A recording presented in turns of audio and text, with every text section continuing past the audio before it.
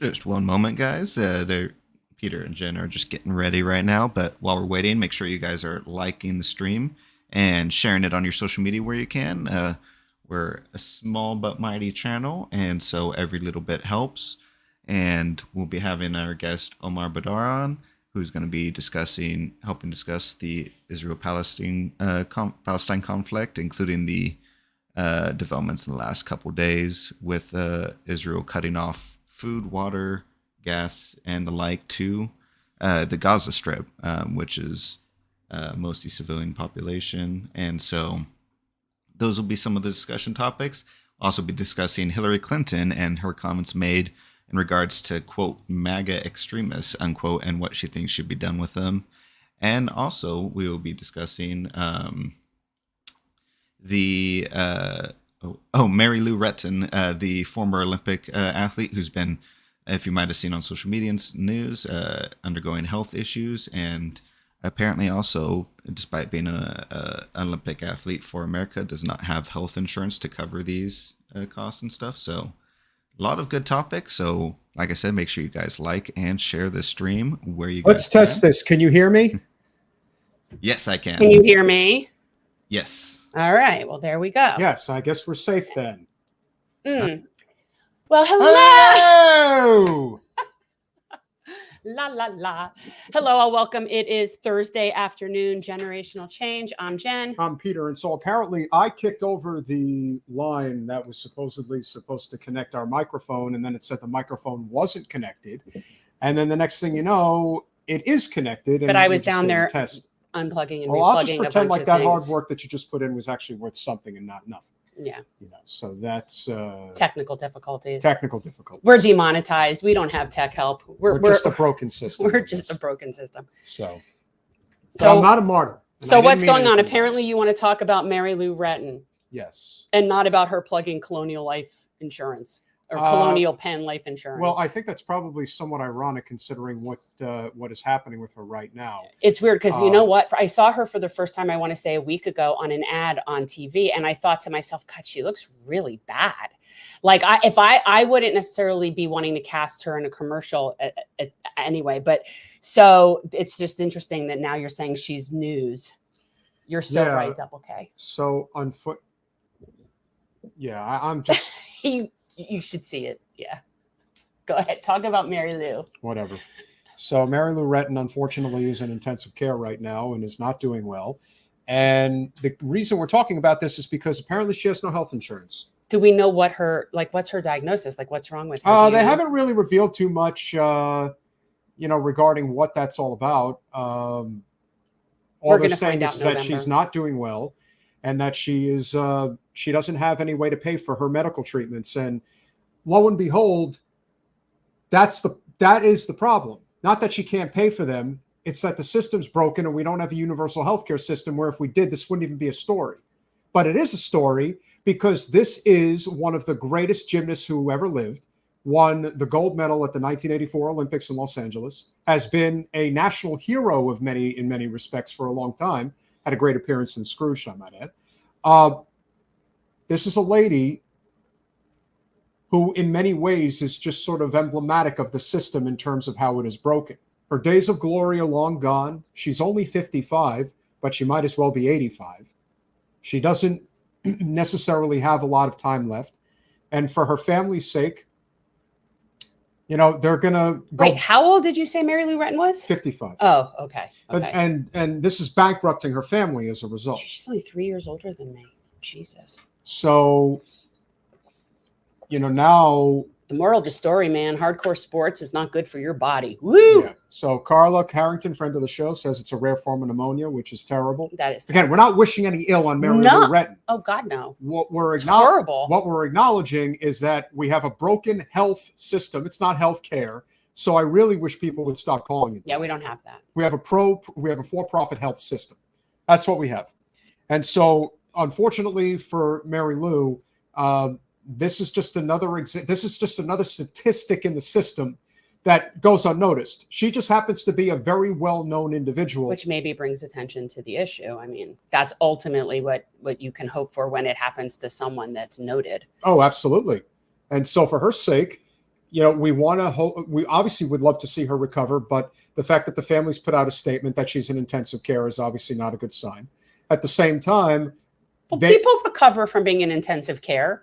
A lot of people are in intensive care and then get out of intensive care. Well, a rare form of pneumonia is obviously very bad. Yes, it's serious, but you're equating this with a hospice situation. No, I didn't say that. All right, you sounded very dire. And yes, well, it is dire. Intensive care is very serious. But the fact that they allowed it to be leaked to the media tells me that it's obviously not good, and so is it not good. And as a result of it not being good, we can really shine a light on the fact that she does deserve to be taken care of. And apparently, and this is my opinion, I could be wrong, but the reason they leaked it to the media, especially in her dire time of need, is because they can't afford to help her. And now they want to put it out there to the public and say, help Mary Lou Retton because she may be dying and she can't afford to live. What about the tens, if not hundreds of thousands of other people who are suffering just like she is, who can't afford to live? Because that's what this is all about. Can't afford to live. But, we have plenty of money for war.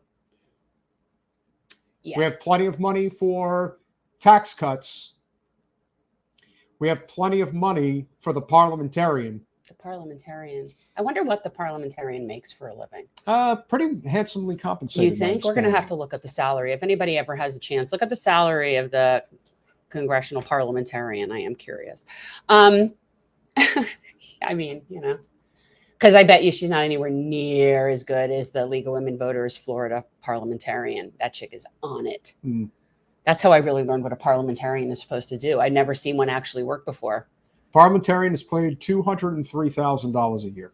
That's pretty good money to tell the American people to go get effed. Right. It's a pretty good amount of money to say, no, you may not have a living wage. The irony of that. Or you may not have health care. We can't afford it. We just can't afford it. Sorry. But we can certainly afford a lot of other things. Have you seen the budget? We can't. Yeah. Sorry, we can't. Trillions and trillions of dollars. I mean, we can't afford to save money on healthcare. We just cannot afford that. No, we can't afford that. So this is where we are.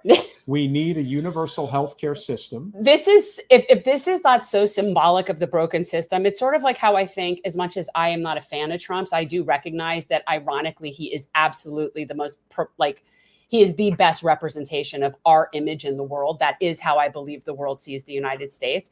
So I do think he's good. But how sick is it, literally, that somebody who is a champion of sports that was on the Wheaties box that we put up as like a champion of America, and yet somehow she's not worthy of healthcare? I find that it's very telling. So we liked her when she won a gold medal and we put her on the Wheaties box, but now that she doesn't have health care, screw her. Screw her. She didn't. I mean, you don't like really? my music. That number's not even that accurate. In fact, that's beyond a conservative estimate. That's very conservative. Obviously it's Yale that's saying it, but all statistical data points to a universal single payer system saving $500 billion a year. And that's getting everybody covered with the basic necessities of healthcare. So to suggest otherwise, that there is any other option, there is none. And if you're running for office... That's why I don't even debate this anymore. This is why I don't debate people, because they want to debate things that are not debatable. I'm not going to debate Medicare for all any more than I'm going to debate a flat earther or a creationist or anyone like that. I just don't. Certain things are just done. Right, it's done. Is closed. Universal health care now, today. It's done. Forever. Right. There is nothing else. And we're going to be talking about another issue that I'm starting to have a very similar all or nothing concept of. And it's gotten to a very bad point right now. So, well, who better could we have on than someone who can really speak to this issue? Well, what's really nice is I have been noticing that the various experts and activists on this have definitely been making the rounds to all of the potential outlets, because mainstream media is obviously very slanted. I will shout out Democracy Now! Seem to do a very decent job. I do think every time I watch them, it does definitely promote a pretty just angle. But most of these stations are ridiculous. They'll report about these are the babies being taken out of incubators and dropped on the floor. Oh, listen, we're going to get into that because that clearly was that. We're going to lead off with that. Okay, well, I've got a few questions. So, guys, we're going to be talking with Omar Baddar, who is a political analyst and activist. I mean, I'd say journalist. I mean, I've read pieces. I mean, anyway, so I'm very excited about this. So welcome to Generational Change, Omar. It's so nice to meet you. Same here. Thank you so much for having me on. Absolutely. I've been watching you for a while, not in a creepy way. I always have to clarify that, not in a stalkerish, creepy way. But I always feel like I have to, because I say that to people, I go, I've been watching you. But, you know, and I really appreciate your work and I appreciate your voice. And I'm very thankful that you could come on actually now. It's obviously, we've been covering this for a long time. Like, this isn't new. I've did a series that I still have ongoing called Deconstructing Zionism. I'll probably add a clip from this into that series. And as a recovering Zionist, this has been a long journey for me. So I'm very appreciative that people like you are still patient with people like us. But I feel like in my position, I'm sort of holding people's hands and trying to guide them over from my Ashkenazi Jewish North Miami Beach upbringing. We were raised Zionist. That was it. We were raised that way. We were taught what we were taught. And I've been very clear that we were taught all sorts of negative racist things about Arabs. And so I'm always wanting to bring on more people to educate on this. So thank you so much for coming on. But I wanted to start off by asking you to talk a little bit about one of the key talking points that I always get from the Zionist side is it's not Israel's fault, it's Hamas. It's Hamas. Hamas is the problem. Can you please explain what the connection is between Hamas and Israel, and that it isn't what people think, like, oh, they just voted them in because they like them so much? Yeah. Look, first of all, thank you very much for having me on. I appreciate being on the program. And certainly the problem existed before Hamas ever came into existence. And if Hamas were to disappear tomorrow, the oppression of the Palestinian people under Israeli occupation and apartheid would go on like nothing happened. So that is not where the problem is, in spite of the fact that Hamas's conduct is obviously problematic in some ways and criminal in others. So I don't want to play that down. But ultimately, that's not the core of the issue. You have a problem where Palestinians have been fighting for freedom from Israeli military dictatorship for decades. Israel took over the Palestinian territories in contravention to international law, placed millions of Palestinians under that rule of military occupation without rights. You have a situation in which Palestinians living right next to Israeli settlers in the Palestinian areas that Israel is not even supposed to be in under international law. The settlers have full democratic rights. They're a part of Israeli society. They vote in Israeli elections. And the Palestinian next door have no rights whatsoever. They have no voice in the government that controls their lives. They don't have freedom of movement. They don't have access to as much water. The disparity is really, really stark. And it's not that fundamentally different from apartheid in South Africa. It's not different from Jim Crow in the US. That is the reality imposed on Palestinians. And you have a system in which crimes against Palestinians are, Israel, both settlers and the military, engage in these crimes with impunity. There's hardly ever a case of meaningful accountability when these things happen. So that's really at the core of the problem. Palestinians tried to resolve this in many ways. They tried to engage in a diplomatic negotiations process, the end result of which is Israel pretending to want peace while on the ground expanding more and more illegal settlements and entrenching the occupation. They go to the UN to try to get help from allies.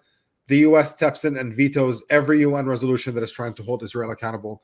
You have a total of 50 vetoes, more than 50 vetoes at this point, from the US to block accountability for Israel.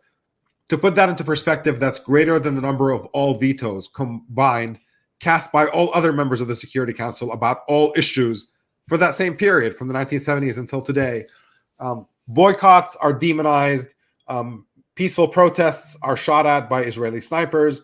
Efforts to go to the International Criminal Court are shut down under US pressure.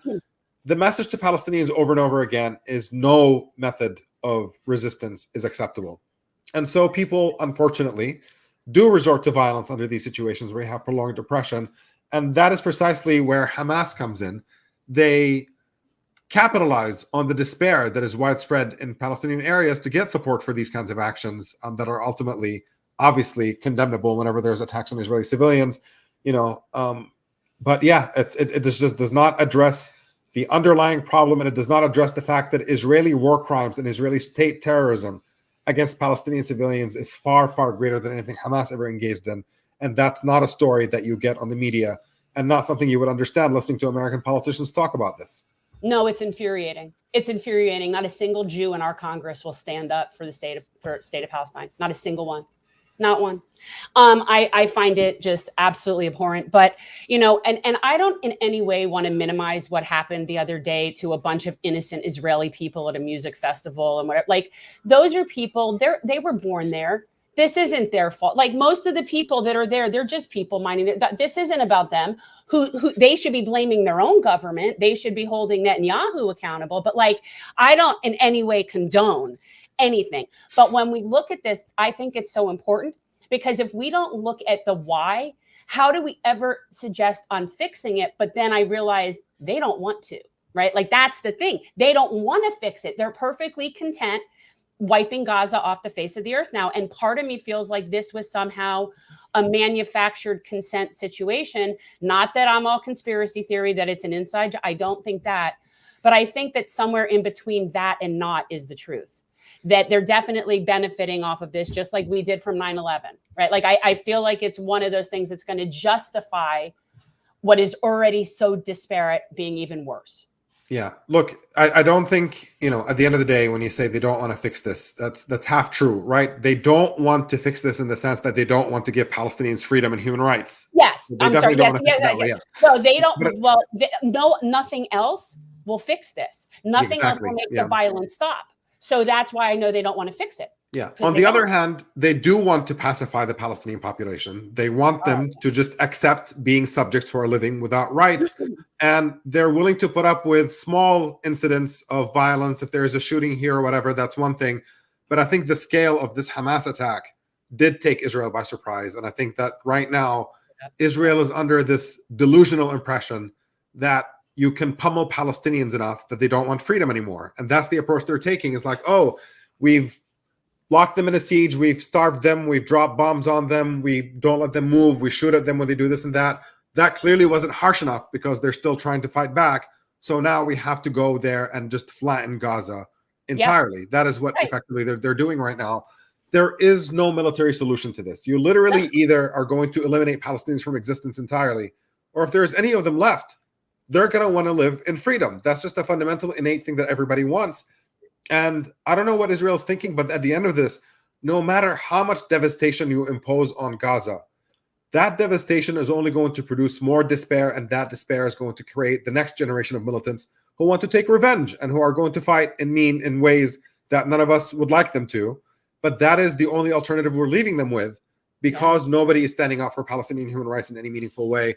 And that's where the part of our government, I think, really comes in. If Israeli politics is so broken and the trajectory is so bad and the anti-Palestinian racism is over the top, okay, so that's a problem then now that requires intervention from without. And for the US, for the Biden administration, which claims to be a human rights first foreign policy administration, to be endorsing Israeli war crimes and giving unconditional, unrestrained support for them is really unconscionable and unspeakable. I mean, just contrast the policy with Ukraine and Russia with Palestine and Israel for a moment. Whatever you would think about the policy with Ukraine and Russia, the rhetoric from the Biden administration is that we are supporting Ukraine because they are fending off a foreign invasion and occupation. Then you look at Palestine and you see that the policy is to arm the occupiers and basically arm their invasion. It is entirely backwards. It makes absolutely no sense.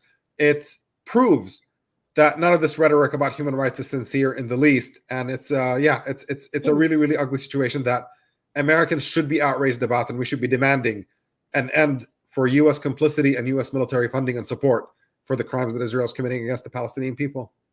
I think also you brought up a good point, and it was something I wanted to talk about, is the sort of like contrast with the same people's positions on Ukraine versus their position on this. And no, it's not exactly the same situation. I mean, it's not, but I think it's very telling that a lot of the people, including like my congresswoman is Debbie Wasserman Schultz, and she's the first one to call everybody anti-Semitic, all day long, every day.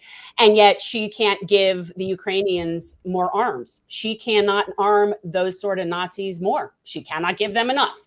So it's just really interesting to me how it's okay to take one side and one and the other. But we always know Palestine's a completely exception to every rule.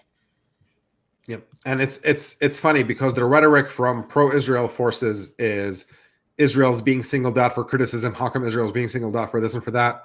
It's the opposite. Israel is being singled out by the US administration as a country that is above the rules and above the law. That is the problem. And what you're seeing is efforts of accountability in the other direction. You have modern Jim Crow as a support, as a situation.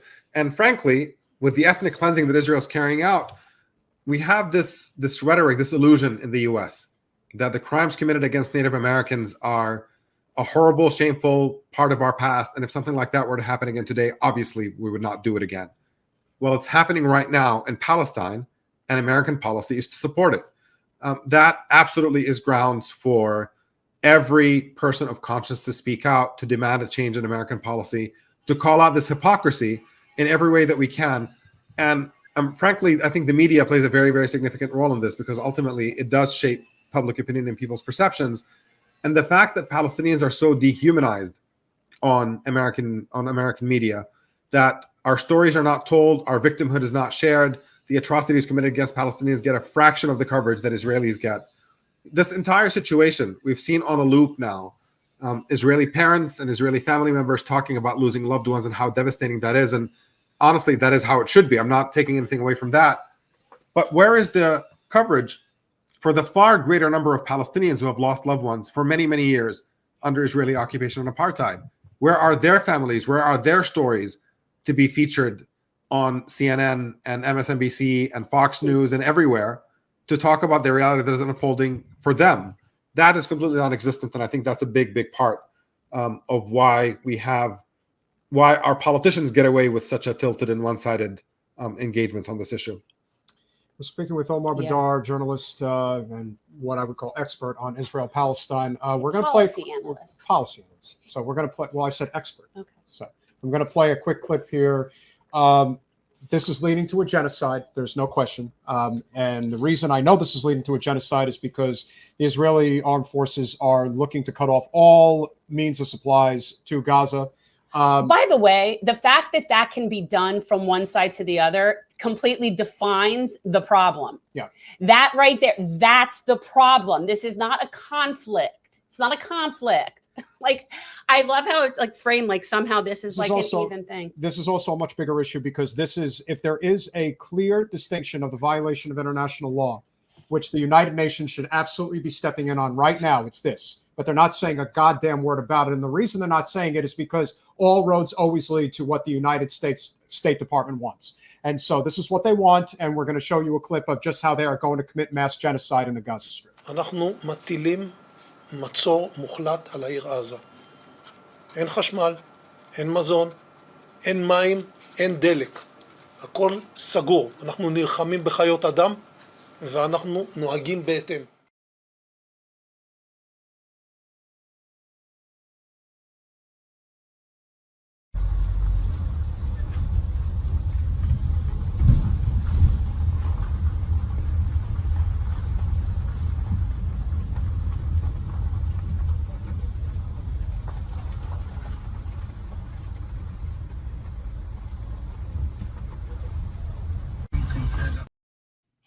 And this is just in the last 48 hours. And we know, like, and I just want to confirm, like, that's current footage, yes, because I know that oftentimes we get things from other things, but that to me is, from what my understanding is, that is current footage, right? That sure looked like Gaza to me. Okay, yeah, Counting it. So, I mean, yeah, that's just that's not a conflict. That's a massacre. Yeah, I mean, and they're not going to stop. And the disparity, I mean, honestly, Gaza, it's not as if Gaza was fine before this. That's what's important to remember. 97% of water in Gaza was unfit for human consumption. 50% of Gaza was unemployed. 50% of Gaza is children.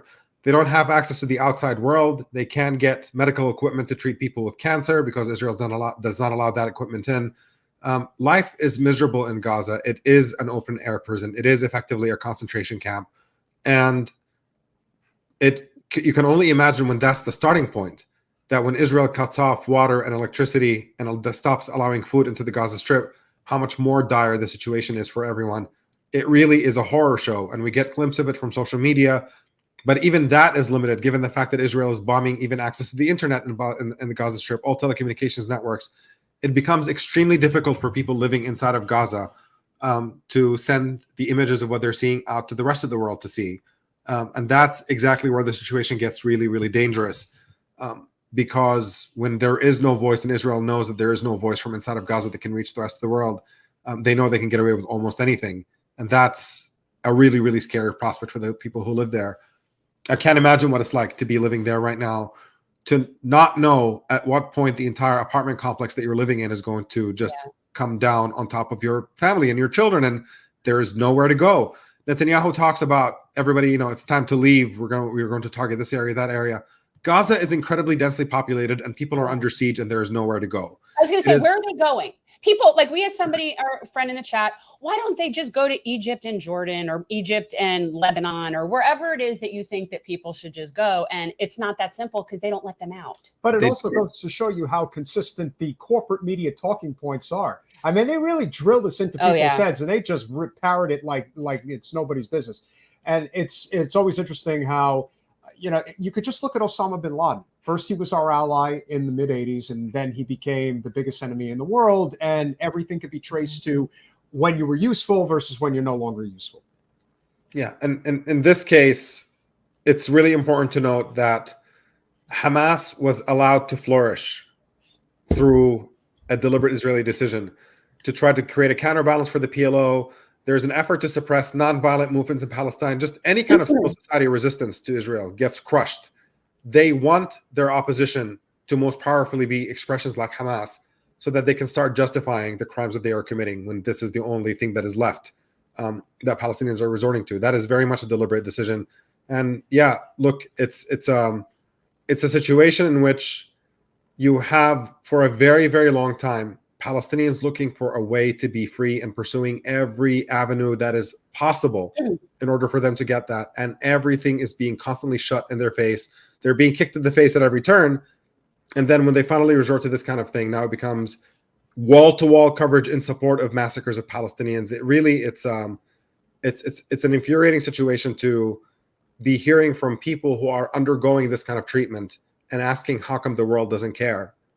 If people, and that's the thing, if people knew, they would care.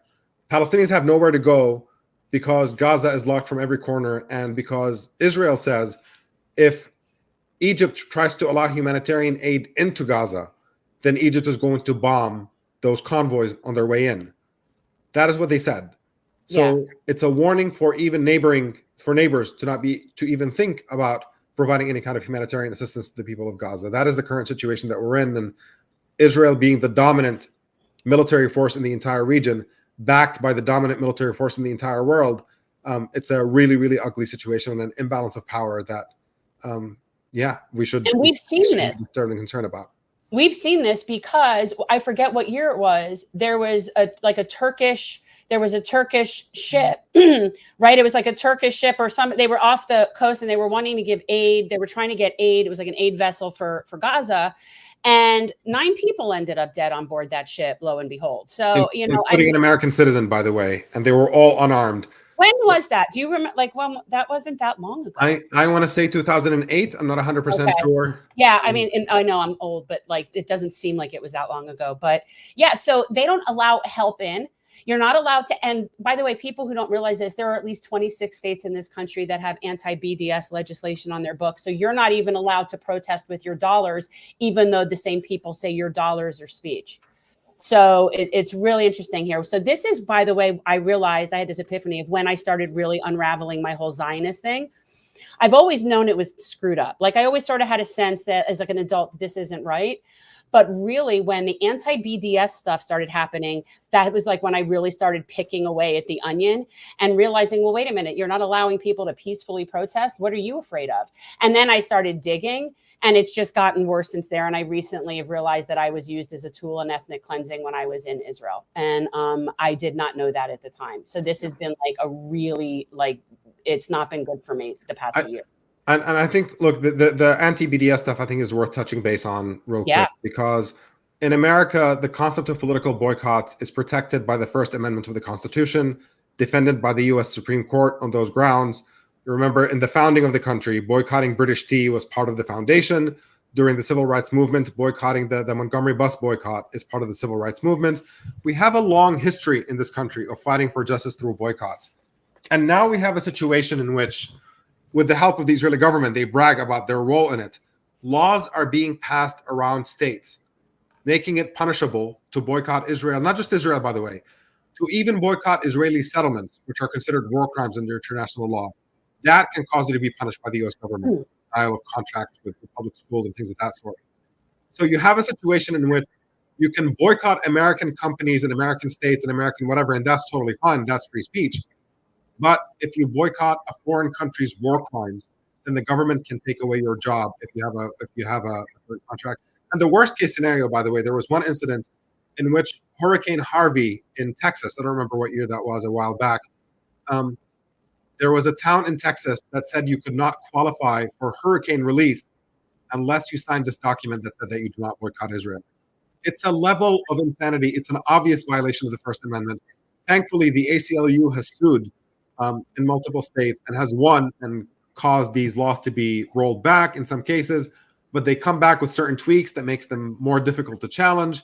It's a real battle for free speech that I think is ongoing and one that Americans should be paying attention to. It's time, but it could end up violating our free speech in many, many different areas if it allow for that rollback of the First Amendment the way that we're seeing these attempts unfolding. Oh, no, it's just really interesting how the same people, like you were saying, why do you single out Israel? Why are you picking on Israel? There are so many other places that have human rights violations. Why are you picking on us? Well, they're singled out and exceptionalized so many times that you can't not pick them out. If we had laws on our books that said, I'm not allowed to protest Saudi Arabia with my money, or I'm not allowed to protest, then I would have noticed that too. And I would have thought about that. But no other country do we have anything like that at all. Yeah. You know, Omar, one of the things, obviously, I'm sure you're probably fairly communicative with Representative Tlaib, and you know, even the response that she put out there wasn't even that controversial as far as I was concerned. Probably the best response that I saw, and the response to her, especially by the Democratic. I mean, let's be honest, the Democratic Party doesn't want her in the party to begin with. Well, but no. you know, the way that they have just systematically thrown her under the bus and to the wolves. Now you're on your own. We don't even care about your well-being or your people. We don't care that you're getting death threats, among other things. We're just going to leave you out there to rot. And it really says a lot. I mean, look, there are some really despicable political representatives that are out there. Wasserman Schultz is certainly one of the worst. So is Representative Gottheimer in New Jersey. They really do not have... They're acting with complete impunity at this point. But I'm getting the sense that it's not going to be that easy this time. I'm looking around and I'm looking at the commentary, and it's almost fairly even in terms of, even in light of what has happened in response to being pro-Palestinian freedom. I think we may be hitting a crossroads here, and perhaps for the better. How do you see it, and what do you, and from your assessment, how do you see the response regarding Representative Tlaib and how she's been treated over the past few days? Yeah, I mean, there's no question that a lot of the vitriol directed towards her is racist. That is all there is to say about it. She's being attacked for having a Palestinian flag posted in her, outside of her congressional office. It's being equated with support for terrorism or whatever else. I mean, it's just anti-Palestinian racism, which is a very, very dominant force in our political discourse. But in terms of the general trajectory, it is, in my view, a positive one. I think what we're witnessing with this particular incident is a setback. But in general, younger people and more progressive people are getting this issue better and better. They are beginning to object to unconditional military funding for Israel, military support. A majority of Democrats at this point favor restricting some military funding for Israel because of Israel's violations of Palestinian rights. That's unheard of. The party is not responding to it yet because it's led by dinosaurs who are not catching up to the times and have already come into their political being in a context in which you have to be pro-Israel, and they're not catching on to the fact that that is not the climate that we exist in anymore. The extent of the anti-Palestinian media coverage in this moment, I think, has been very negative in terms of that progress we're making. It's been a way to push it back a little bit, but I don't think that this is going to be long lasting at the end of the day. The progress, the fascist way in which the Israeli government is behaving is so blatant, and the progressive Jewish voices that are making clear that the pro-Israel lobby does not speak for the entire American Jewish community, or who are insisting on Palestinians being treated like human beings, that voice is getting louder and more assertive. And the extent of public education that is led by Palestinian Americans and many of our allies in the US, all of that, I think, is leading to a trajectory where there is going to be more and more pushback, even if this particular moment happens to be an exceptionally ugly anti-Palestinian moment in terms of our discourse. I think the trajectory otherwise is hopeful, but I wouldn't take too much comfort in it, just simply because even if the fall of Israeli apartheid is inevitable, every single day that gets delayed is another day in which Palestinians are losing loved ones, in which their rights are being taken away, in which their livelihoods are being destroyed. And so I don't think that we can afford to just say, well, justice prevails in the end and sit on our hands. There is an urgency to acting with every ounce of energy that we have and raising our voice in every place that we can to demand an end to American support for this apartheid regime until Palestinians are free. Yeah, so it's interesting that the flag comes up because it's very symbolic. I see people are referring to it as some sort of like it's a terrorism symbol or something like that, like the Palestinian flag. And it's really, I don't know how familiar you are with how like Western American Jews were basically raised, because we were raised pretty racist. But one of the things that we were taught was that Palestinians weren't a thing. That wasn't a thing. First of all, that wasn't a legitimate place. It wasn't legitimate until Israel made it so. We were taught this. Palestine wasn't a real place. It was a fictional thing in the Bible. And all of the people that lived in that area, regardless whether you're Lebanese, Syrian, Jordan, whatever, you were all Arabs. They were all Arabs. And all of the Arabs were less civilized and wanted to kill all the Jews. We were taught that. So the fact that the Palestinian flag that people, and even Metalopoly in our chats, like, it's so ironic that I saw that at a pride thing with a rainbow flag. No, it isn't. There's nothing remotely ironic about that. First of all, a Palestinian flag is not some sort of like Islamic jihad symbol. It's like there were Jewish Palestinians. There are Jewish, like it's an ethnicity of people.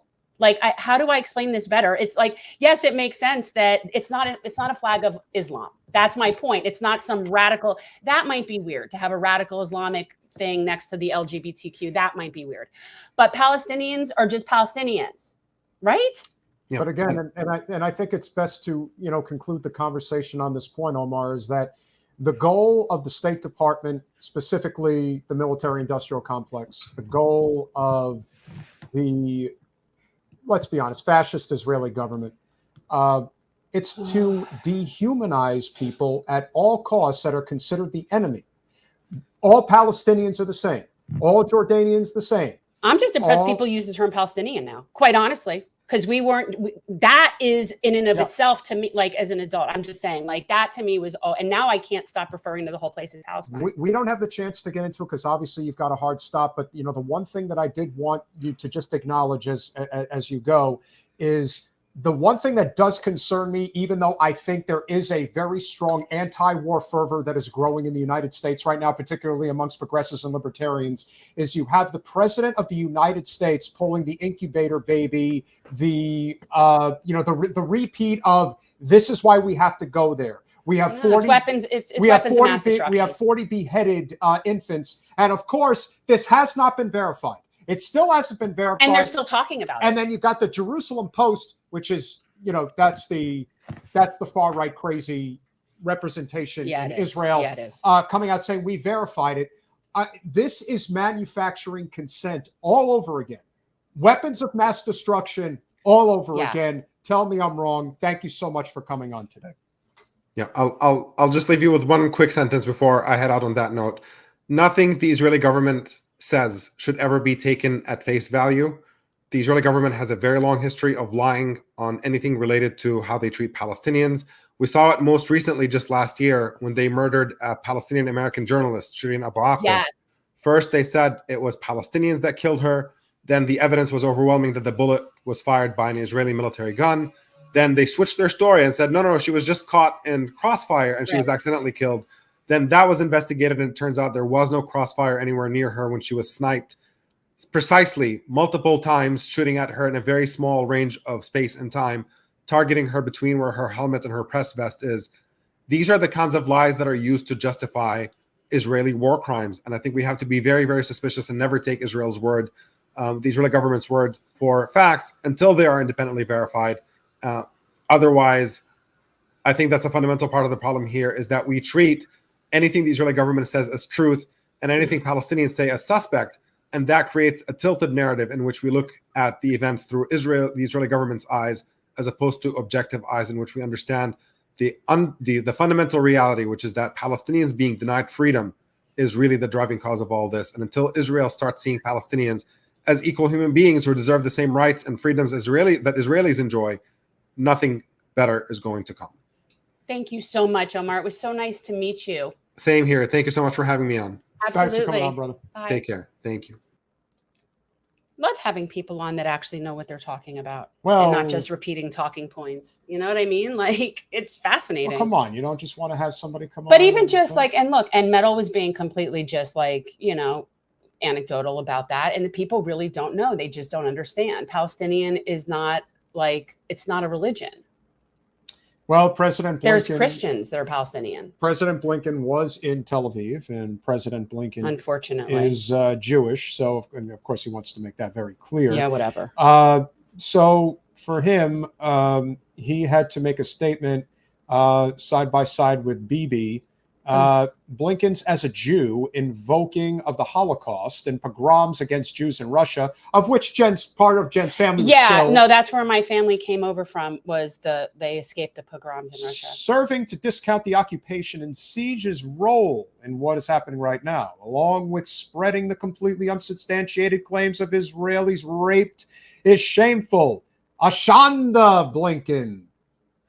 That was Ariel Gold of Code Pink, commenting on what President Blinken commenting on the hypocrisy let me of explain, the situation. And let me also explain to you guys in the audience, when when those who are quizzical about this notion of what I've been suggesting for the better part of 2 years, that it is President Blinken and not President Biden. And the reason I say that is, who is standing side by side in Tel Aviv in a press conference right now with Bibi Netanyahu? It's not President Biden. It's Antony Blinken. Yeah, Biden can't stand for that long. You know, that's a very long flight to Israel and everything. Well, give him a bed. Yeah, that's true. That's what Air Force One has. He probably has a king-size bed, right? Air Force One has beds. I would love to fly with a bed. I'm sure you would. See? I'd love to be everywhere with a bed, but like, seriously, the idea, that's the dream. I think it's very important that we play this clip so that you all get an idea of what's going on right now in terms of the war propaganda, because that's going to be the hardest thing to push back on. Because what the State Department is going to do, we're pushing. President Biden actually echoed the statement that it has been confirmed, it hasn't, that 40, and of course it's always a very specific number, 40 infants have been beheaded. We know why they're saying this. Well, you know what? If they make it be so like that, they can really dehumanize them. And they're really, now I saw somebody, the last time I flipped by one of those talking head shows, some expert was comparing this behavior to that of Islam, the Islamic State and ISIS. Yeah. And so they were saying, oh, this is where they learned it, because they are doing their best to link this to Iran. Of course. Because ultimately, at the end of the day, that's what we're seeking to do, is go to war in Iran. And shame on RFK for suggesting that this is where it has to head, and that we have to stop Iran. How can he be so wrong on this? Man? Get your head out of Rabbi Shuli's tuchus. We're trying to help you, dude. We're not trying to hurt you. This country desperately needs something other than Trump or Biden right now, and you're giving them a reason to go back to them. Well, it's like they're all the same on this. Here we go. I never really thought that I would see and have confirmed pictures of terrorists beheading children. It was the most shocking atrocity story about Iraq's invasion of Kuwait. They took the babies out of the incubators. Took the incubators and left the children to die on the cold floor. But was it true? 2 weeks after the liberation, it became apparent that the story was a complete hoax. The president repeated the incubator story 6 times in his verbal war against Saddam. And they had kids in incubators, and they were thrown out of the incubators so that Kuwait could be systematically dismantled. The story was reported and repeated, and even without confirming evidence, became part of the case for a war in response to Saddam's aggression. Now is the time to check the aggression of this ruthless dictator whose troops have bayoneted pregnant women and have ripped babies from their incubators in Kuwait. Pictures of terrorists beheading children. I don't trust it. And as you said, Israel has enough to go on right now to portray itself as a victim. Why do they need to do this? It's because they're trying to draw the U.S. in. The House easily approved a war resolution. Then it was up to the Senate to authorize the use of United States armed forces pursuant to United States. In the debate, the incubator story came up 7 times. They stole the incubators and threw the babies out of the incubators. And the troops, the Iraqi troops, turned off the oxygen of those incubators. And the story didn't just have an impact in the U.S. The United Nations convened a rare public forum. The hardest thing was burying the babies. I myself buried 14 newborn babies that had been taken from their incubators by the soldiers. Will those in a vote 2 days later, the UN approved the use of force against Iraq. Pictures of terrorists beheading children. In the end, the war resolution only passed by 5 votes. The U.S. decision to wage war against Iraq was supported by an overwhelming civilian consensus. The heart of that consensus was the belief that Saddam Hussein was evil incarnate, and there was no shortage of evidence for that belief. The savagery of his attack on Kuwait was consistent with his behavior at home. There should have been no need for invented atrocity stories, but as evidence from independent investigators now shows, that's exactly what the U.S. people and the whole world got. I never really thought that I would see and have confirmed pictures of terrorists beheading children. Took the incubators and left the children to die on the cold floor. But was it true? 2 weeks after the liberation, it became apparent that the story was a complete hoax. Maybe the dingo ate your baby. I'm sorry, what did you say? The dingo. The dingo ate your baby. Oh my God. So, people keep falling for it over and over and over again, which is, again, what Hamas did to the Israeli people when they broke through and went and massacred civilians is completely abhorrent and is completely unacceptable and is crimes against humanity and are war crimes. But that people want to pretend like they don't know how they got there. They just it just happened. Oh my God. But not just that, but see, when I look at it this way, it's like when you're talking about that I'm not even going to say Palestinians, I'm going to say people in Gaza, okay, because that's a specific kind of thing. When you say that they want to kill the Jews, was that before or after the Jews were their oppressors?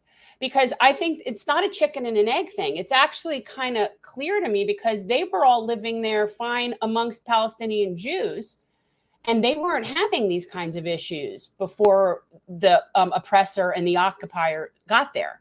So I don't know that it's so much that they want to kill Jews as much as they want to kill their oppressors. And innocent people are always collateral damage, and it's horrible, and I don't support that. But that doesn't mean that the bully needs to double down. It's like Kramer in karate class. And it's like, I get that that's horrible. But, when you claim to be some sort of beacon of democracy in the Middle East and you retaliate like a child, and now they're just going to, so you're now purposefully going to kill civilians because a radical group, which by the way, came to existence as a result of us. I don't recall all the details. Guys, I've done so much research into this in the past year that my mind is fried, but we created Hamas. And one of the ways that we do that is we assassinate legitimate Palestinian leaders. We kill Palestinian leaders. You're shaking the table that seek peace. Palestinian leaders so we like to keep groups in power in those places that keep the war churning. Because at the end of the day, there is never going to be peace because Israel will never recognize Palestinians as human beings. So that's also the problem. And also the whole point that, Double K brings up about, forget weapons of, the mass destruction line. No, the point of the video was to clarify what was done to get us into the Middle East in the first place. George H.W. Bush was smart enough to recognize that eliminating Saddam Hussein would have completely destabilized the Middle East, which is exactly what his son, little boy George, decided to do. You know why, though? Because of... Well, I think why ultimately he can't read well. We saw him reading My Pet Goat, and it was a struggle. Well, look, and the bottom line is, I am a smart. No, but Senior not only did not go further into Iraq after he pushed Iraq out of Kuwait, he wrote, as far as I can recall, like hundreds and hundreds of page, basically dissertation as to why that would not be strategically smart. And again, not a fan of his, but he was bright. You don't get to run the CIA and not be bright.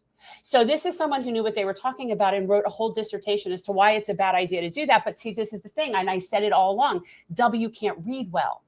And so he didn't read the paper. I give me the words and I can put them together. And then all of the other puppet masters like Cheney and Rumsfeld and Wolfowitz and all of them came out of the woodwork. And they were like, ooh, we can definitely control this guy, because as Senior wasn't as pliable. He actually had a brain. So then they had to wait through the whole Clinton years. I mean, it was a disaster for them, but then they finally got their puppet in, and that was what happened. They were finally able to get Saddam Hussein. But what about the times where George Bush gets something right? And that is why we will lead America and the whole world to peace. Absolutely, Metal. And you know who we can thank for that, right? Yeah, I know who we can thank for that. Metal's talking about getting rid of Gaddafi and what that did in Libya. But honestly, we know who can you stop? You're not doing it good. It's like not good at all. It's really not. Directly into the sun. It's not. So was that you push fast? That would be fun. Who do we blame for Libya? Because I know who comes to my mind. Well, speaking of Libya and who we can blame, I'm thinking of the very person who seems to think that she still has a pulse on exactly where this country is. She just won't go away. She really will not go away. Please give her the hook. She can't be given the hook. And by the way, I am speaking of a proverbial hook, although, Well, it really depends on who you're asking, but... Hillary Clinton, for whatever reason, just seems to think. To keep talking about her. Well, it's not. She won't go away. Here's my thought. So you put her on CNN. Who exactly is clamoring to get her on there to get her opinion, especially about Trump and MAGA Republicans? Let me tell you something. I have always maintained that when she lost Florida in the 2016 election, and it became clear that one of the other states was going to fall and she was going to lose, just to have been there for the complete psychotic break and meltdown that glass she went was broken, through. Man. Robbie Luke was assaulted, from what I understand. Shit flew. Like he got hit with a lamp, and like it was serious business. And all that hard work that Debbie Wasserman Schultz did on her behalf to make sure that we could stop Bernie Sanders from getting the nomination. Well, no, and then she resigns, and Hillary thinks, "Oh, she sucks so badly. I'll hire her. My campaign as my campaign co-chair." That was, I couldn't pick a better person. How'd that work out for you? But nope, she just won't stop, and so now she's not only going, but if you don't think that she isn't capable, isn't she teaching a class? Can't she just shut up and just sit at Columbia with a bunch of elitists and be happy? How much you want to bet that she probably got bored of that after 5 seconds? No, she's probably still teaching. But each semester is different. Maybe that is the case. I mean, I can't say for sure, but what I do know, can't pass up the opportunity to speak to a group of people. Look, maybe this is how she's always felt, but I think she's sunk to a new low. I don't know that that's possible. I think she's down there with the plasma. Well, I don't know. You're going to hear this now. So this is Hillary Clinton talking about what should happen to people who support Donald Trump. But I think they are intimidated. They oftentimes, say and do things which they know better than to say or do. And it will require us defeating those most extreme measures and the people who promote them in order to try to get to some common ground where people can, again, work together. That's the way it used to be. I mean, we had very strong partisans in both parties in the past, and we had very bitter battles over all kinds of things, gun control and climate change and the economy and taxes. But there wasn't this little tail of extremism wagging the dog of the Republican Party as it is today. Mm-hmm. And sadly, so many of those extremists, those MAGA extremists, take their marching orders from Donald Trump, who has no credibility left by any measure. He's only in it for himself. He's now defending himself in civil actions and criminal actions. And when do they break with him? Because at some point, maybe there needs to be a formal deprogramming of the cult members, but something needs to happen. That word is so... It's like, if you've ever read 1984, you have to understand that that's a mass drop. Well, what's interesting though is I agree, Hillary. We do need to have a deprogramming of the cult followers, but the cult is the Democratic Party. It isn't who you call the deplorables. The cult are the people that keep voting for people that keep helping them in no single way. That's a cult. If you look around at a lot of the people who have supported Trump consistently over the past several years, what you will notice is that even though they're voting for him in the GOP, they are not supporting the GOP. No. They do not believe in what the GOP stands for. They understand. There's also something to be said for when Trump throws his weight behind certain candidates because he believes that they're going to be good foot soldiers. But you really don't give a lot of these voters enough credit to say, yeah, I'm not buying what this person is selling. Which is why Ron DeSantis has basically thrown away his political capital because he thought he was smarter than everybody else. That's the hubris of somebody like Hillary Clinton. Hillary Clinton still believes that she's smarter than everybody else. Oh, yeah. And not only does she believe that she's smarter than everybody else, but she's also the type of person who looks at what's going on in Israel-Palestine and feels it's completely justified. You want to eradicate the Palestinians? It's a means to an end. Yeah. They need to be course corrected. We need to deprogram them. It's like in The Shining. It's like, I corrected them. And that is exactly what she's saying. We need to correct these people. Well, no, they just want them to be out of the way so that they can have their white settler colonial empire. And that's really what this is. This is just nothing other than settler colonialism. And it is the same concept as what we did to the Native Americans here. It is interesting how people can see what we did to them here, but then can't see that we're doing it in live time in the same way. And it's amazing how people are so ignorant. I was talking with someone the other day that I know from locally, and this person is Israeli, and they believe that the people in Gaza are free to come and go. Then they should just leave.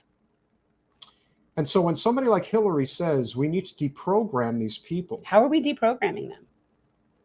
This is as dangerous language as anything you're ever going to see. Because this is coming from people who do believe in censorship, full stop. They believe that people should be othered. It's like if you support Trump, you need to be tarred and feathered in the public square. Like that's how they see it. How dare you not support me? I'm Hillary Clinton. I deserve this. I earned this. They're very entitled. There's a level of entitlement. It's the caucasity. Hillary, with the amount of money that you have, go see a shrink. Go see a lot of shrinks. Go knit some booties for your grandbabies. Seriously, go get some help. And try, if possible, to use whatever leverage you have, because it's dwindling by the hour, to actually do something positive in this world. Or at least go take your little ill-gotten gains and stop poking at the bear. Because quite honestly, people in glass houses. I don't understand how somebody could be sitting there and talking about all of Trump's misdeeds when the people in Haiti are still waiting for their check.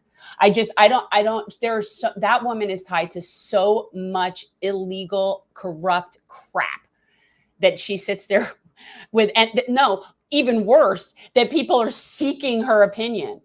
They're seeking her opinion. Like that's, and this is where I personally break from a number of people in the chat who are saying that Hillary's not running and saying that deprogramming is calling it a cult. No, it's not a cult. Again, you have desperate people in this country who are done with this system. Yes, they see Trump as a demigod, but that's because there's nobody else. But no one else is actually out. Most of what Trump says is BS. Everyone knows that. What? Every time when you're leaning on it and shaking it, the whole thing is shaking. That's what I'm trying to say to you. Sorry. Yeah. But that's, anyone who is looking at it objectively realizes that people are completely lost. Chris, if she's jockeying for position in case Joe drops out, it's just going to be for naught. That woman cannot win an election in this country. She's just so unlikable. And the problem for somebody like Donald Trump is that everything is coming for him. Bibi Netanyahu is a war criminal. Do you think anyone is going to do anything now that it's been proven that Hamas attacks were 3 days in advance notice, that they knew what was coming, and he still let it happen to his own people? Do you know what the kind of distraction that he needs right now? I mean, he's been under like a 3-year-long trial. He's 100%. He's the Trump. He's their Trump. He's actually, though, I think Netanyahu really is a fascist, whereas our Trump's just a narcissist without any real ethos or principles whatsoever. I actually do think Netanyahu is a fascist. But I digress. And, when Hillary says, again, it really, when I see commentary, remember, Hillary tries very hard not to let the veil fall, but she did in that instant. She allowed it to be shown that she does not believe that, again, this is actually a very good tie-in with what's going on in Palestine. They are dehumanizing these people, much like Hillary believes in dehumanizing people who support Donald Trump. That's her way of saying we need to deal with these people because we need to get people back on the reservation. We need people to be listening to what we say. It doesn't matter if you don't have health care. It doesn't matter if you don't have a living wage. It doesn't matter if we have endless war. It doesn't matter if the planet is on fire. It doesn't matter if we have no real justice system. Well, it is just for people like her. It doesn't matter if your civil liberties are taken away. Well, if we had a just system, she'd be in prison. So, yes. I mean, and then we still have people like Barbara Lee stepping up and revering the Clinton initiative. Shout out to Katie Porter. That's the cult. Shout out to Katie Porter for full-throatedly saying we need a single-payer universal healthcare system in this country during her debate with Adam Schiff and Barbara Lee the other day. Ooh, wait, I thought Barbara I didn't see a clip of her saying that, but I would think Barbara Lee does support single-payer healthcare. Yes, but very emphatic. Right. She put it out there, and so Schiff won't. No, well, he'll say it, but he won't spray it. He takes money from those people. He takes a lot of dirty money. Yeah. What were you talking about? About Hillary? What about her? Can we wrap it? I hate talking about her. I loathe her. There is a portion of the Trump base that is absolutely cult-like in their support of him. But to even suggest that is what makes up the overwhelming majority of his support network is just incorrect. It's a very, very small amount. It really is. Very, very loud, aggressive, and supportive for sure. And also who gets the media is to make them look like deplorables. Like if you find the wackiest person in a bunch and point them out and straw man the whole situation, then you come off looking like, you're correct, when in fact you're really not. It's so funny to me. I find her so deplorable. Like, actually, I find deplorable a perfect word. It's funny that that's what she uses because that's a perfect word for her. I find her to be so deplorable. That's a good word for her. I never really sat there and put that, but yeah, really. Anyway, and you know what they say, Hillary, not that she would ever, be a person to get therapy. I don't know that people like psychopaths can get therapized, but generally what we say about others is how we perceive ourselves. So maybe what she's doing is projecting. Yeah, that's definitely a good way to look at it. So obviously a lot has happened. And of course, this issue is only going to persist because, when church and state mix, or in this case, temple or synagogue and state mix, it's not good. And this is only going to get worse. We've seen a lot of it down here in South Florida already. Particularly, there was a rally in Hollywood the other day. Of course, I can't even imagine. Hollywood is an area that is known to house a significant Orthodox Jewish population and let's be clear, there's not like there's a huge Palestinian population here. So there really isn't. I mean, it's not like a thing where there is a very big Israeli population here. And the Palestinian group, people that will come out in solidarity for Palestinians here, it's like they're human rights people and Jewish Voice for Peace people. But there isn't like I don't think a big Palestinian community here. No, No. But I also think that there's a lot of people that have been looking for somebody to step up and actually say the truth about what's going on, especially in an area where it's actually considered not safe to say it. Oh, you know. I mean, look at how every representative in New York has been handling this whole thing. And Representative Richie Torres, dude, no matter how much you lick their boots, you're still a Hispanic American. And don't ever forget that. Is he Jew? No-ish. No. He's just extremely Zionistic and, takes all that AIPAC money. Oh, like Hakeem and all those people. Like Cory Booker. Okay, yeah. Everything's a game for them. Everything. And yeah, I do have some sympathy for Representative Bowman and Representative Ocasio-Cortez and anybody else who truly does want to see Palestine free. If you play into the hands of the corporate media narrative, you've already lost. And that is owned by AIPAC. What I think actually is a good way for us to go, and not that anybody in Congress would have like the balls to do this, but why is it that AIPAC, I need to have someone on and really talk about this. Why don't they have to register as a foreign agent when every other lobbying organization that lobbies on behalf of a foreign government has to register as a foreign agent, but yet AIPAC doesn't? Because unfortunately there are rules for thee, but not for me. Right. So that's the thing, is all these people like that take the AIPAC money, they're being controlled. One could argue that they're being controlled by a foreign entity. Now, if that entity were a PAC, let's say for Russia, I wonder if people would care that they were on the take from the Russian, I guess we could say state, essentially. Because if you're here, but yet they take all this money from AIPAC. And yet, so that's money from a foreign state. So they're taking money from a foreign state, from an organization that doesn't have to register as a foreign agent. And yet we wonder why there is this level of sort of commitment when it's not to anyone else. That's what I think. Is like, maybe there's other national PACs out there that are, just not able to get through or whatever. Maybe they're not just big enough. There's not big enough population. I don't know if it's not enough money, but they all have to register as foreign agents. But AIPAC does not. If RFK thinks he's going to make any dent, literally, in the political arena as an independent candidate, he is absolutely going to need to adjust his position on Israel in some capacity. The fact that he is not only in defense of more or less what Israel is doing, he's also somebody who feels the need to saber rattle Iran in the process. I mean, why even try to distinguish yourself from the two major parties when all you're doing is you're doing their work for them? Right. Like being like, standing up to vaccines might not be sufficient to differentiate. Standing up to BlackRock, Vanguard, and State Street is great, but you can throw it all away because who do you think is in support of the military-industrial complex that loves to see Israel and Palestine literally killing each other just as they're doing in Ukraine and Russia? BlackRock, State Street, and Vanguard. So you either have it all the way or you don't have it any other way. You got to either pick a team. It's like with healthcare. Pick a team. You can't be aggressively against big pharma and not support a universal healthcare system if your goal is to defang big pharma. There's no other way to do it. Right. So yeah, he's sort of sitting on the fence on it. It's like you can say that you support this, but until you do these things, what you're doing isn't supporting it. I'm not sitting on the fence. What I'm actually doing is improving. No, this it's country. not good. It's not good. I got to practice. It's not good. Yeah.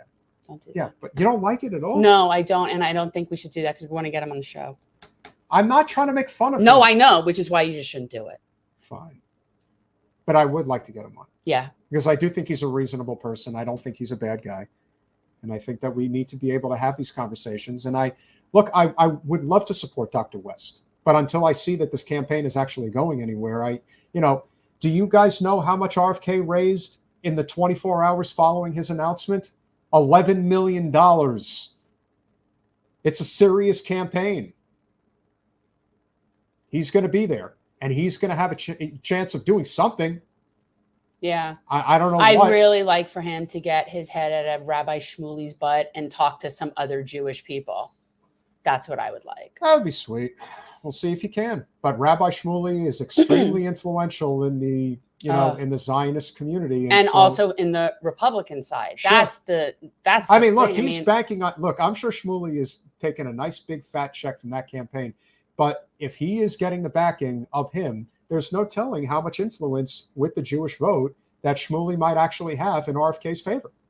So that's what he's banking on. And look, it makes it much more difficult to downplay that relationship when what's going on is going on. Yeah, it's just not a good look. And I even said to Jen, I don't have any love for this guy, but Shmuley gave a really good speech when he was at the announcement. I find him also deplorable. You can't deny that sometimes either they get it right or they know exactly how to play to the crowd. People that lie and fearmonger. And again, these are people that do know the truth or have access to the truth. They have access to the truth. So, again, it's either are they willfully ignorant or are they lying to you? It's one of those two things. And I find it very hard to believe that people in that much of a position of influence and have access to information don't know the truth. You do know the truth. You just don't care. I agree. You believe that you're superior. You believe that your white Ashkenazi Jewish brethren are entitled by divine right to this, your birthright to this bit of land, and all of the poor brown people are lesser than you and need to get out of your way. Now, they won't say that, but that's what they believe. So it's not like there's no resolution with them. They truly feel superior. Well, carpe diem, that is unfortunate, but that's just another reflection of Dr. West potentially not having. He made a statement on this, though, and he points out that it's just. I don't think he said it quite like saying both sides are equal in any way, but he did put out a general statement. And this is, he has been speaking out about Palestine forever. He's been speaking out against for Palestine and Palestinian justice forever. He has a whole lifetime back to, the Malcolm X years of speaking on behalf of Palestinian people and other oppressed people around the world. So right now he's running for president. There's a whole lot of stuff going on. He doesn't need to necessarily go out of his way and make that statement right now. He has a whole history of making that statement. I have no doubt where Cornel West stands on Palestinian rights, none whatsoever. As you guys know, our channel is demonetized. If you are so inclined, we would love your support. $5 a month gets you the Lulu sticker as an intro gift. Did you finally bring? No, I can't. I keep forgetting. I need to set up a special thing for it because I feel like we come in here and it's like we're talking about serious things. We need to set up a time for it. Jen is a crafty individual who just doesn't want people to see her crafty stuff. You really should bring it, and it would be valuable to the channel because I think people would help contribute even more. $25, of course, gets you the Jen Change jersey, tri-blend. Really silky smooth. I love it. I wear it every other show, and Jen wears it every other show. It depends. It won't. Usually, I'm in that one because if we canvas during the week, then my 2 short sleeve one gets sweaty and gross, and then I end up having to wear that one. But if you are so inclined, you can also go to Cash App if you don't want to put your credit card on the grid. $ Jen Change. Any amount helps. It does. It's we don't know how much longer we're going to be demonetized for. Well, I mean, I think there's something happens in November where Correct. We get to I don't but know. But after the show, after the statements you've been putting out, you better believe Debbie's taking a couple of phone calls again. Yeah, I'm not having high hopes on us ever getting monetized again. Listen, she's a really terrible person, and she really makes me. I'm afraid of her. She scares me. You know what scares her? The truth is what scares her. I don't scare her. Well, because her whole life is a lie. Yeah. Everything that Debbie is a lie. She's ridiculous. She doesn't have any skills. She literally went to the University of Florida after carpetbagging from New York down to Florida, like so many others do. Went to UF, got her political science degree, and immediately went to work at the State House when she was in her early 20s. In an open seat that was handed to her. Mm-hmm. And then, just by some sheer happenstance, same thing happened again when a congressional seat opened up. Right. And she just magically turned out and got right in there. Yeah. Got right in there. And that's been her whole career. She and hadn't had really been challenged until Tim in 2016. Correct. That was really the first time she was ever really challenged. And what a perfect opportunity to bring up Tim Canova. He ran to the right of Debbie on Israel. You should have seen even at the time, I'm looking at this thinking, How is this helping Tim exactly? Try to beat Debbie? Why are we talking about that? Going to the right makes no sense. There is no to the right. That's just wrong. See, the right is wrong.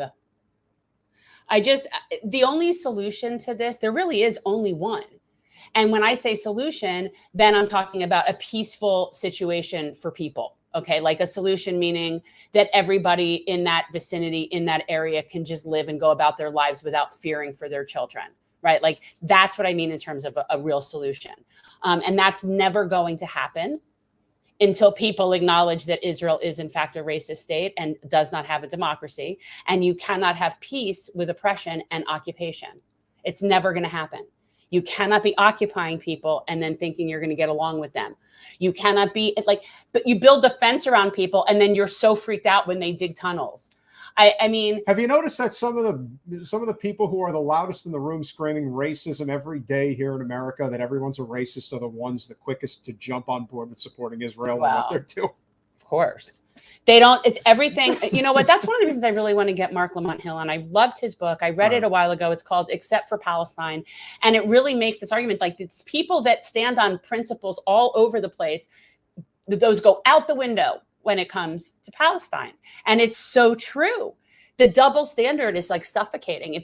I said to someone, like, how would you like it if a group of foreigners, I said to someone, like, how would you like it if a group of people from somewhere else came in and settled in your town and started kicking you out? They had more might than you and they shoved you and whatever all the way out. And they just said it was theirs now, but there's plenty of other places for you to go. And this is, of course, what ends up happening. That is hopeful. This is like we're just putting chess pieces on the board for World War III. That is hopeful, though. But when people complain about Putin, the only thing that ends up happening is he just figures out ways to become more and more powerful because you people have no concept of political nuance at all. Well, the truth is, zero. The only difference, he's just a very big oligarch. He might be the world's biggest oligarch, but he's just a very big oligarch. But again, and I've said it a million times, I don't care what language my oligarchs speak. They're all problematic. So I don't care if my oligarch speaks Russian or American. I don't have a problem with Russians. They're not. Did you say speak American? There is no such thing as speak American. Speak American. I'm in English. You people know what I mean. You don't English. You people know what I mean. But like, it doesn't matter to me what language my oligarchs speak. You're out of order. I'm out of order. It's just, but to paint him as some like boogeyman. Oh, I do think he is probably psychotic and tyrannical, but I think that about Hillary Clinton. And I think that about a lot of people that are in our politics here. So, psychotic and tyrannical sort of is par for the course. I just think it's weird to me that we'd still be willing to arm Nazis to kill Russians. To me, that seems a little bit backwards, but, especially that the same people that are really gung-ho on arming the Nazis are the same people that are also gung-ho on getting rid of the Palestinians. It's kind of it's very ironic. And then people act, how could they not know? But they do know. They're lying. That's what it is. They're lying. Remember to smash that like button, share, subscribe, do all those wonderful things that we ask you to do. We will have many more wonderful guests coming on. Metal, the music festival and the kidnapping thing is true. Babies and heads and all of that stuff is not true. Yeah. That's the thing. There were people that, if it was true, they would have gotten that out there. You'd have pictures everywhere. You'd have pictures with date timestamps on them. But yeah, and if you see, and even if I were to see pictures, I would sincerely question the origin of those pictures and the authenticity of those pictures, especially now with the way technology is. I don't believe anything just because I see a picture of it. There has to be more, but It seems like our numbers are pretty strong here in the afternoon, or at least are picking up. We're being a little bit more consistent. I mean, I know some people know who Omar is, but he's not a household name. So. I think he's great, guys. He's somebody that you see him regularly, and he is invited onto CNN. Yeah, he's invited onto mainstream shows. I don't think he's invited. Not now. Fox News or he's not. He's not going to be invited right now, probably. But yeah, I think it's really important. I'd love to get Rania on. Although Omar he's our same time zone. He's in DC. I thought for some reason he was in the middle of this. No, but I'd love to get Rania back on, guys. If you don't follow, one of the best, Rania Kalik and Eugene Perrier have a show called Breakthrough News, and Breakthrough News is it's one of my news sources. So people often ask me for news sources. Breakthrough News is a really good one. And also they oftentimes will have things with like things like the People's Dispatch, which is an Indian independent programmer. And I find them really good too. But yeah, Rania is in Beirut.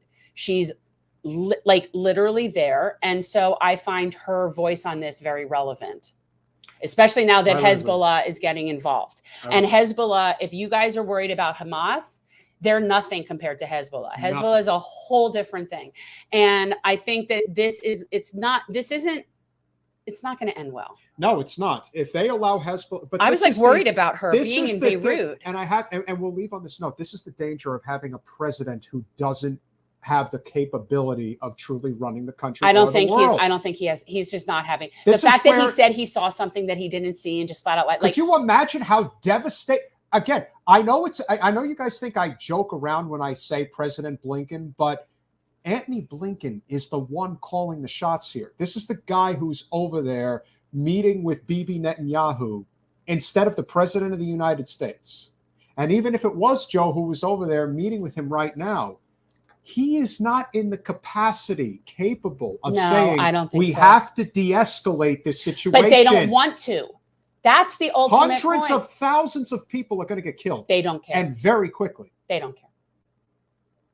And now that Hezbollah is going to get involved? Well, that's what's ultimately going to happen. You're going to start seeing, it's going to get really bad.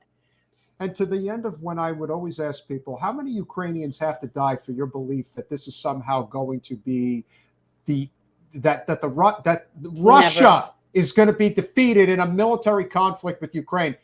It's just not going to happen. Is 1 million Ukrainians enough? Is 2 million Ukrainians enough? Well, how many Israelis are going to have to die now? Honestly, this is something that people that are supporters of Israel the concern for you should really be that your government and your leadership has become very fascist and right-wing, just like ours has. I mean, really, it's just that they're like a more sinister version of us, really just over there in the Middle East.